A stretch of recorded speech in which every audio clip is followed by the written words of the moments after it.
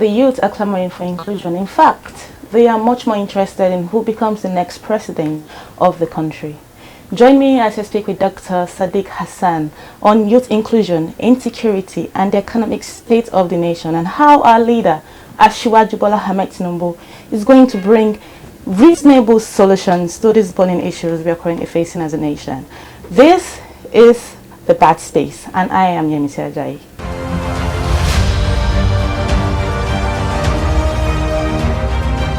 Welcome back. My name still remains Yemisi Ajayi. Today we have Dr. Hassan, a security strategic expert, economic expert, and also the Secretary General of the Progressive Youth Movement, PYM. Thank you so much for joining us, sir. Thank you for having me. There's one question that most Nigerian youths would be burning to, ask and, wanting to know about your opinion. You are the Secretary General of the Progressive Youth Movement. It's a youth movement, and most youths want a youthful president to say, and a youthful president should be within at least 18 to, let's just say, 45, at most 50 years. And it is so obvious that Asiwaju Bola Ahmed Tinubu is more than that. So why are you in support of Asiwaju Bola Ahmed Tinubu? Okay, thank you. I'm Dr. Hassan, security strategic expert and Progressive Youth Movement Secretary General of PYM. PYM is an offshoot of a.p.c. The essence of PYM is youth inclusiveness, inclusions in the party formations as well as in governance. But coming back to your questions, within the current presidential candidate we have today across the board, not only in a.p.c, another party, there's no anyone that is young. That is number one. I agree the youth are clamoring for youth president. But through the political structure that produces the presidential candidate, who is the youth among within the party sector today?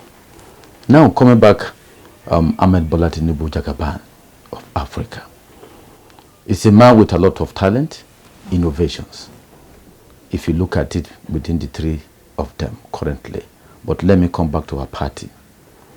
When prior in 1999, Ahmed Bola Tinubu became the governor of Lagos State for 8 years. Before his assumptions in office, in terms of security, which today currently our major problem in Nigeria, first is security and economic security. Now on defense security, before 1999, the armed robbery cases in Lagos is more or less Shinarambo method or model of robbery. What do I mean by that? You'll be informed that they are coming and they must come within that time and nothing will happen. That is what the Lagos State has been going through before Ahmed Tinubu in 1999. As soon as he resumed the office, there's one thing he did. He introduced Security Trust Fund.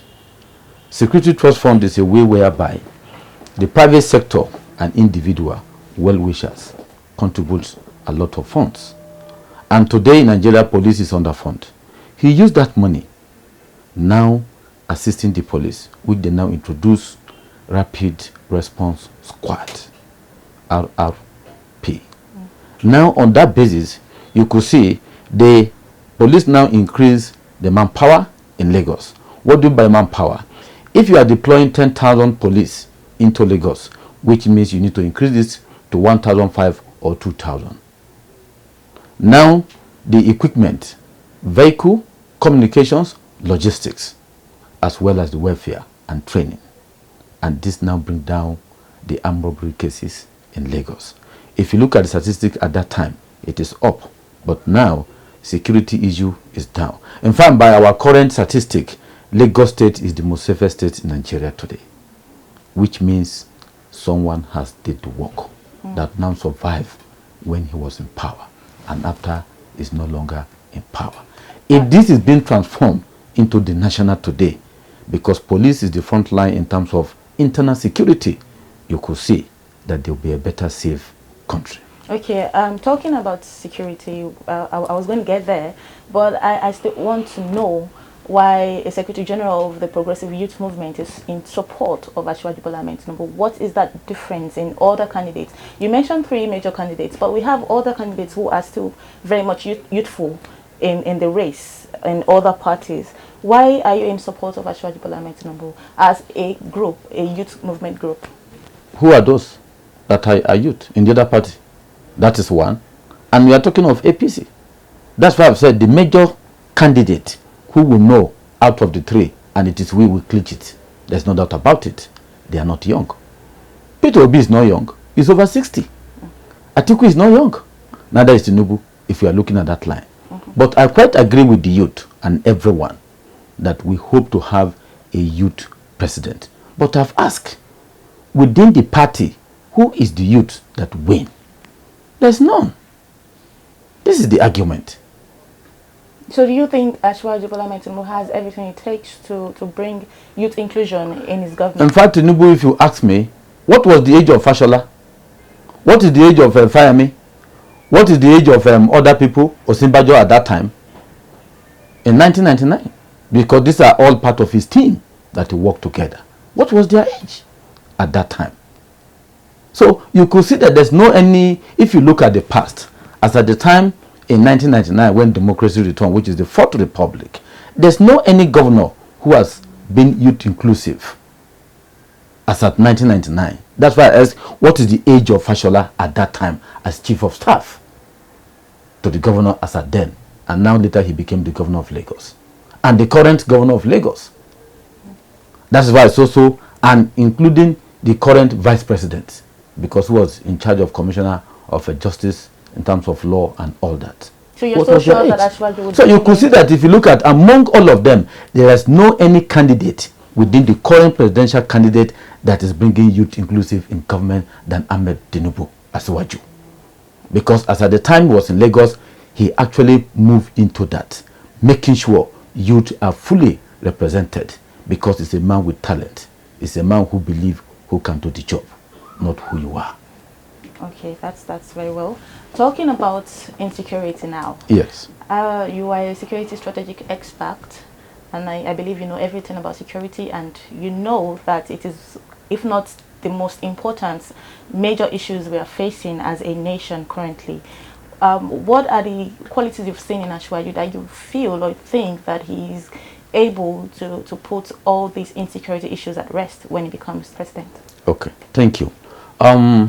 Once the Tinubu becomes the president of Federal Republic of Nigeria, the one major thing is going to face is security, which I call it defense security because of my expertise. What I mean by defense, meaning security of life and property, which is number one. Now, police is number one in terms of internal security. Today, police is barely underfunded. If you look at Egypt, Egypt has over 1 million police. What is the population of Egypt? It's not up to 100 million. What is the population of Nigeria? We are barely over 200 million. And what is current police in number? You could see that, first of all, in terms of manpower, we don't have enough police. Training is not enough. Equipment and welfare. Welfare is the key. Because if you don't provide welfare to the police, then there will be compromise. Welfare means take home, allowances, and barrack. This we put together as welfare of the police. Retire and when you are in service. This is key. So that is why I said if you look at it, when Ahmed Bola Tinubu Jagaban was a Lagos State governor as at 1999, he introduced Police Security Trust Fund. And you believe he's going to do so in that Police Security Trust Fund, yes, which means police is a concern for every citizen, especially the well-to-do, the businessmen and business community. Because if we don't have security, my business is not safe. So these are innovations, idea that he brought at that time, that a lot of company in Lagos contribute certain amount of money into that trust fund, and it was used judiciously. And I've mentioned it before in terms of police manpower. If there's need for you to say, okay, in this state, the police, the federal government has deployed into that state, it is maybe barely 1,000, then you need to increase it to 3,000 or up than that. Expanding the police stations, the command center, and having the control center. plus equipment, and he trained them and their welfare. So you could see that if that same man becomes the president of the country, he's bringing that idea vis-a-vis our current reality as internal security problem, kidnapping, bandit, and all that. That is one. Then he also need to look at our territorial integrity, which the army. Today you see army everywhere. In ideal, army should not be within everywhere. But because the police cannot do the work alone, that is why the government has to draw and bring in army. Today I said Nigeria Armed Forces today is overstretched. And also, we also have to look into that because we also need to expand the army. Nigeria army today is barely maybe about 3,000 plus. And what is Egypt, if I use it as an example? And what is the populations and what is the land size? How many borders do we have? So you could see that you need someone with that innovative ideas who will be able to bring it to the national. Which is? Yes, which is Ahmed Bola Tinubu, the Jagaban, because he has done it before. We all know that Lagos is a state, is a micronations within the nations. The biggest economy in Africa. Talking about economy, it's a follow-up question. You mentioned the other time that there are not enough budgets for security agencies to to be able to deploy their activities effectively. The nation is actually really, would I say, broke, and complaining about lack of funds and all sort of things. How do you think Asiwaju Bola Ahmed Tinubu is going to come into this struggling nation, to bring up the best in terms of economics, because if the economy is good, if there's money, there will be enough funding for the security sector. So how do you think he's going to be able to bring his expertise into these issues? Thank you. Economic security is key for the survival of any nations. Nigeria is not exceptions. I have said this several times, we are not an oil economy. I call it green economy. Now, in the first places, you need finance to spend into various sectors to grow. First of all, we are now coming back to Tinubu Ahmed Jagaban. Before 1999 Lagos IGR, we are talking of internal revenue generations in Lagos State. It is barely 600 million. When the man assumed the office as at that time, he looked at it, 600 million, what can he barely do? Civil servant salary, infrastructure. You all know how the Lagos State infrastructure as at that time. Now the man sit down and look at it, what can he do? He think outside the box of 600 million. First of all, what he does is to introduce technology. Technology in the sense that various agencies of government that generate revenue for the government. Using technology, which means there will be, you block the leakages and you'll be able to generate exact for the government. That is one. Training the civil servant to have the ideas of customer services ideas, not just a civil servant. Because today, the citizens are not quite pleased with the conduct and the attitude of civil servants. But Lagos is exceptional than any other state. Because Ahmed Bola Tinubu, as at that time, introducing technology to generate the IGR, which the federal government today is copying as remitter. This has been existing in Lagos. It is from the Lagos that the federal government even thought of that idea. Now, what does that mean? Means all agencies of government that are in front line in terms of internal revenue generations, they are going to use technology to generate all the revenues that accrue to the government. On that basis, then the government will have enough money to be able to spend for its physical project and all that. So this is what Ahmed Bola Tinubu did as at the time he assumed the office in Lagos. When he was living, as at that time, 2000 and whatever, the IGR of Lagos State was already up to 27 billion. From 600 to 27 billion. And there was a projections that in 2020, it will hit above 50 million. And today, is above 50 million per month. So these are innovations. That is why I call him economic leader, that able to think and break the wall with innovative idea in terms of economic security, because you must generate money and spend money. And government responsibility, it is the more money you spend, it is the more money you make. Government need to spend wise and make money reasonably. Okay, looking at the situation of the country, we are overstretched, both in security-wise, economy-wise, and so many things. People are actually really in difficult times, you know. And we have 8 years, just 8 years to make enough changes for people to be able to live a better life in the country. Do you think Asiwaju Bola Ahmed Tinubu is capable of changing things, or at least turning things around in the next 8 years? You see, if I'm to say, with an idea, it is not how long you stay in power, but it is how well, when you are in power, with the little time you have. That's what I call long-term economic security and short-term economic security. But what matters most is how do you set foundations. Ahmed Bola Tinubu left government how many years ago? But what is the prosperity of Lagos? So you could see that the master plan, either he inherited or what he brought into the state, and making sure is well tailored.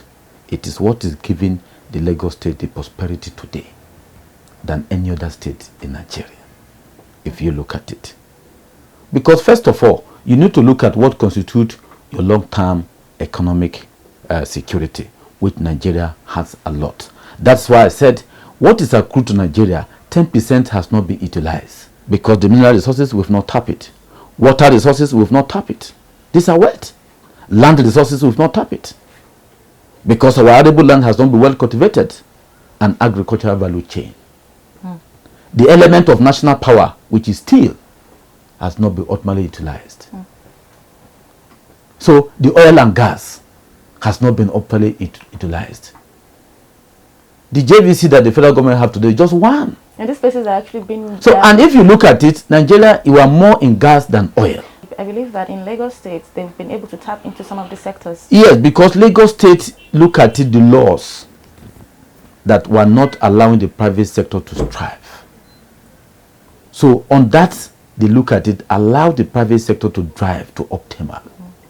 If I give you a typical example, still using Lagos as example, how did Lekki road was being constructed and the connecting bridge? These are ideas that we need to bring. Why should the federal government hold on to a road that you cannot maintain, and you say it's a federal road, but you cannot maintain it? Why should the federal government say, okay, this rail line, you have to... No. Why don't you commercialize it? In terms of energy, why don't you allow state to develop their energy, which involve about 3 areas: generations, transmissions, and distributions.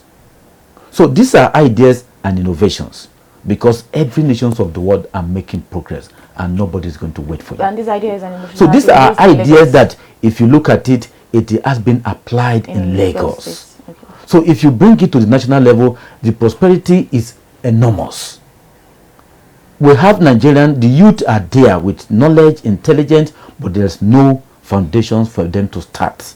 The genius are there within the youth, yes, populations. But you must create a enable environment. And the person that can do it is the person who can do it is Asiwaju Ahmed Tinubu. Today, let me give an example. If we mention the video today, we call it soft power element. People know that they are from Lagos State, the one who are in the entertaining industry. Yes. They bring a lot of economic value into the nations. But once you mention their name, today everybody thought they are Lagos indigenous, but they are not. But simply because Lagos is the hub where all of them they reside. And they were allowed who create that environment for them. Exactly. And they have been allowed to exercise that ingenuity in them. So that is why you see they strived. Because at the entertainment level, they give the nations what I call soft power. If you talk of Michael Jackson today, you think of America. In terms of sport, if you think of Michael Jordan, you think of America, like every other sport guys in other countries of the world. The same thing. If you go outside today and you talk of J.J. Okocha All they knew is Nigeria.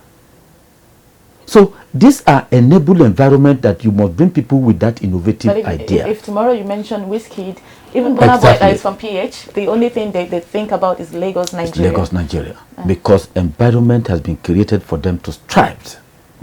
So you needed that such idea to cut across the whole nations based on your locations and geography. Oh, yes, the Kano is there, the Port Harcourt is there, there's so many states, Kogi State is there. In fact, let me give you a simple example. Today in the country, Nigeria produces 25% of world cassava. We are number 1 in the world. And Kogi State and Benue State is the front line. So, and starch is a multi-billion-dollar business in the world because of drugs and textile industry. So you could see that with idea and innovations, all you needed to do is to create all those milling process of extracting starch out of cassava and now take it to international market. That is why I said we can go on and on that what is accrued to us, Nigeria has not utilized 10% out of it. There's so much for us and we'll get there. But let us look at Ahmed Bola Tinubu, who has done it in Lagos before and bringing it to national level. That's very well, sir. Thank you so much. To end the program, I would love you to speak to, as a youth ambassador, I'd love you to speak to the youths at home across the country and tell them why you feel Asiwaju Bola Ahmed Tinubu is the best choice to become the next president. Okay, before I say so, Nigeria as a whole, we have what I call national security strategy. From my own angle, I've been working on national security policy, which will complement the national security strategy of a country. Because strategy is a missions, but we must have the spirit that drive the missions to get it there.